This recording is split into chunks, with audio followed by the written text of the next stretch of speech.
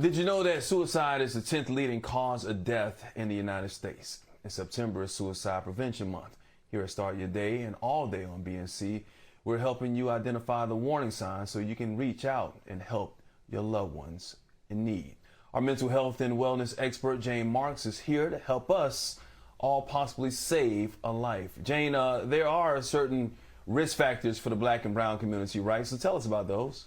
There's so many risks, and here's a fact that we need to know, Mike, and that is that among our young Black males, that is some of the highest rates in the last 10 years. So some of the things that we need to be concerned about for our kids is when they start to talk about the fact that life is worthless, they feel empty, there's increased substance abuse, all of these things mean that, there's something wrong when they start to give their, possessions away. If there's a history of anxiety and depression in the family. And, here's an interesting observation that I've made over the years, and that is when a person has witnessed a loved one or someone they know commit suicide, it almost gives them permission in some cases. Well, when they live in communities where there's so much violence, again, that's another reason to give themselves permission to make this kind of choice. So it is a very real problem. So listen, pay attention to those that are, around you. Yeah, obviously, I've had a friend who actually did commit suicide when I was young, and I gotta admit, when I went through my bout of depression, it was something I thought about as well. So it is very real in our community, and like you said, we don't talk about it. But to find out those warning signs, what are some of the warning signs, some of the things we need to be looking out for to make sure that we give the help that these our family members and our friends need? Warning signs typically start, first of all, with you see changes in your, in your loved ones or a friend's behavior.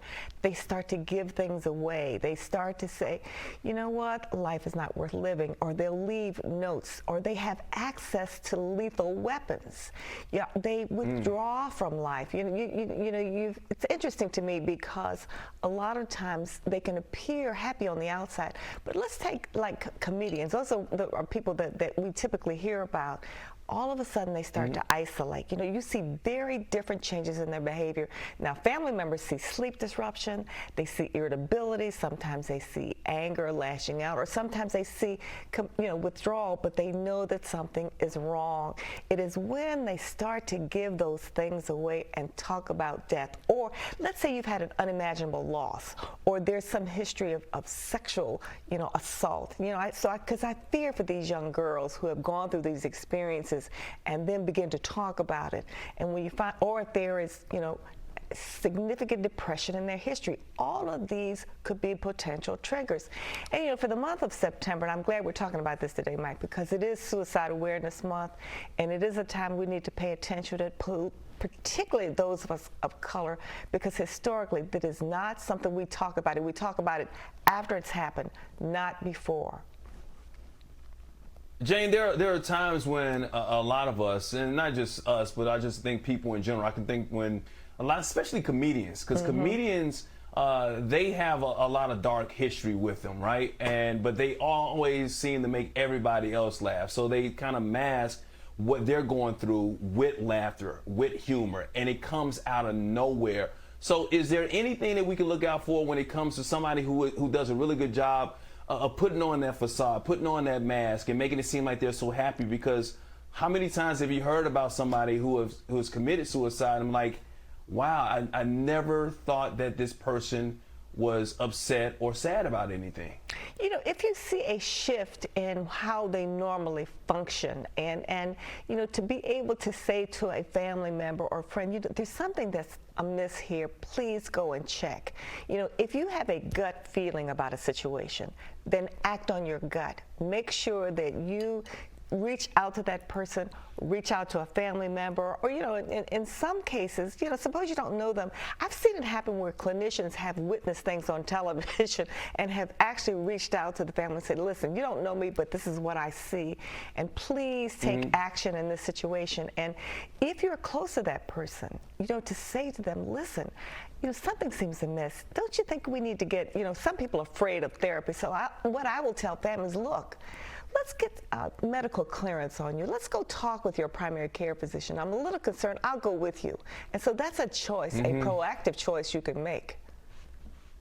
Yeah, and it's also good to allow and to let the person you know, your friend and your family member, know that you are there to listen to them. I had a friend of mine who went through a deep depression, and as much as they kept saying that, well, I've never killed myself, I'll never do anything like that, they kept saying things like, well, maybe the world's better off without me. So even having thoughts of that, still you have to have those warning signs and take those warning signs very, very seriously. Right, and I think for families who are afraid of that, they need to know the difference between what you're talking about is suicidal ideation and suicidal risk factors. So a lot of times you have some people who talk about like that all the time. So I'm not saying not to be worried, but when they have an active plan, it is time. That is something we take very seriously. When they talk about strategic plans, this is what I'm going to do. That's when you do everything in your power to get help for them immediately. And sometimes, if you're really afraid and you don't have contact with them, I say it's okay to call 911. Have somebody check on them.